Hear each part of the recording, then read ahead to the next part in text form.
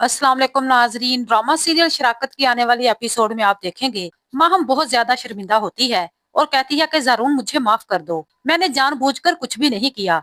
जैन मेरा भी बेटा था, मैं उसकी दुश्मन तो नहीं थी। ये बात सुनकर जरून बहुत ज्यादा गुस्से में आ जाता है और कहता है कि रहने दो माहम, तुम्हें माँ का मतलब भी पता है कि माँ क्या होती है? अगर तुम इसकी माँ होती तो इसके साथ ये सब कुछ नहीं करती। तुमने सिर्फ और सिर्फ अपने आराम सुकून के लिए और अपनी नींद पूरी करने के लिए मेरे बेटे की जिंदगी बर्बाद कर दी। मेरे बेटे के नसीब ही ऐसे थे कि इसकी अपनी माँ भी इसे छोड़कर चली गई। उसने भी पीछा मुड़कर नहीं देखा कि मेरा बेटा किस हाल में है। माहम की लाख मिन्नतें करने के बावजूद भी जरून इसकी कोई भी बात नहीं सुनता और नाराज होकर कमरे से चला जाता है। माहम बहुत ज्यादा पछताती है और सोचती है कि मैंने बना बनाया खेल अपने ही हाथों से खत्म कर दिया। अब जरून को मुझ पर शक हो चुका है। दूसरी तरफ आप ये भी देखेंगे, जरून ये सोचने पर मजबूर हो जाता है कि क्या वाकई शफक ने मेरे साथ बेवफाई की है या हमारे साथ कोई खेल खेल रहा है। एक दफा जैन ठीक होकर घर आ जाए तो फिर मुझे इस मामले को भी सुलझाना होगा। इधर आप देखेंगे, जब से अजरा ने बताया है जरून को कि तुम दोबारा से बाप बनने वाले हो तो वो बहुत ज्यादा बेचैन हो जाता है और सोचता है कि ये भी क्या आजमाइश है। एक तरफ तो मेरा बेटा हॉस्पिटल में पड़ा है और दूसरी तरफ मुझे फिर बाप बनने की खुशखबरी मिल रही है। मैं करूँ तो क्या करूँ? काश कि मैं एक दफा शफक की बात सुन लेता तो शायद कोई ना कोई मामले का हल हो जाता। शायद गलती मेरी ही थी, मुझे जज्बात में आकर इतना बड़ा फैसला नहीं करना चाहिए था। जारा ने मुझसे कहा भी था कि बाज औकात आंखों देखा भी गलत होता है। अगर माहम जैन के साथ इतना बड़ा खेल खेल सकती है तो शफक को मेरी जिंदगी से निकालने के लिए भी बहुत कुछ कर सकती है।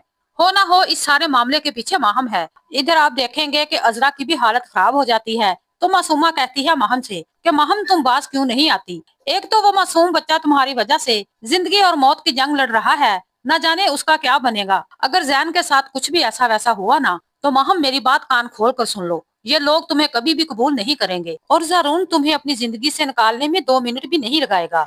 माहम कहती है सारे मुझे ही कसूरवार ठहरा रहे हैं। अरे इसकी अपनी माँ का कोई हक नहीं है जो इसे छोड़कर न जाने कहाँ बैठी है। ये बात सुनकर मासूमा कहती है कि माहम शायद तुम भूल गई हो कि शफक को इस घर से निकालने वाला कोई और नहीं बल्कि तुम खुद हो। और तुम्हें क्या चाहिए था? बेटा भी तुम्हें मिल गया था, जारून को औलाद की जरूरत थी ना। जैन भी तो तुम्हारा और जारून का ही बेटा था ना, तुम इसकी केयर नहीं कर सकती थी क्या? अगर तुम्हारी सगी औलाद होती तो तुम उसके साथ भी यही सलूक करती। माहम कहती है कि बस अम्मी, जरून को हासिल करने के लिए मैंने क्या कुछ नहीं किया, क्या कुछ अपनी जान पर नहीं सहा। जब जब इसे मैं शफक के साथ देखती थी तो मेरे तन बदन में आग लग जाती थी। ये बात सुनकर मासूमा कहती है कि इसी बात का तो तुमने बदला लिया है और निशाना बना दिया तुमने इस मासूम को। कुछ तो खुदा का खौफ करती। और अब अजरा की भी तबीयत बिगड़ चुकी है, तुम अपनी खैर मनाओ। तुम्हारी वजह से दो दो लोग हॉस्पिटल पहुंच गए। महम तुम इतनी जालिम हो सकती हो ये तो मैंने कभी सोचा भी नहीं था। बेटा मैंने तुम्हारी तरबियत ऐसी तो नहीं की थी, फिर तुमने मुझे सबकी नजरों में क्यों गिरा दिया? महम कहती है कि सबको मैं ही कसूरवार नजर आती हूँ।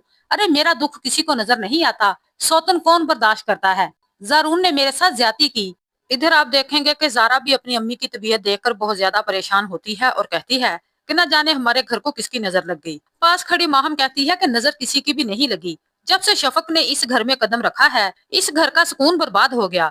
जारा कहती है कि माहम भाभी ये ऐसी बातें करने का वक्त नहीं है, सुकून इस घर का किसने बर्बाद किया है ये भी आप अच्छी तरह से जानती हैं। रमीज कहता है कि माहम बाजी कुछ तो ख्याल करें, इतनी परेशानी है और आपको लड़ाई सूझ रही है। माहम इतनी बुरी नजरों से देखती है रमीज की तरफ तो रमीज खामोश हो जाता है। दूसरी तरफ राशिद को भी सुकून नहीं मिल रहा क्योंकि वो बार बार कॉल करता है शफक को तो शफक इसका फोन अटेंड नहीं करती तो वो तंग आकर कॉल कर देता है माहम को, लेकिन वो ये नहीं जानता कि वहाँ क्या कुछ चल रहा है। माहम दूर जाकर राशिद से बात करती है और कहती है कि भाई तुम तो सब्र कर लो, एक तो तुम मेरे लिए अजाब बन चुके हो। अगर मैं तुम्हारा फोन अटेंड नहीं कर रही तो तुम समझ जाओ कि मेरे पास कोई बैठा है। जैन की तबीयत बहुत ज्यादा खराब है, इस वक्त कॉल मत करो। अगर इन लोगों को मुझ पर शक हो गया तो फिर हमारा बचना मुश्किल है।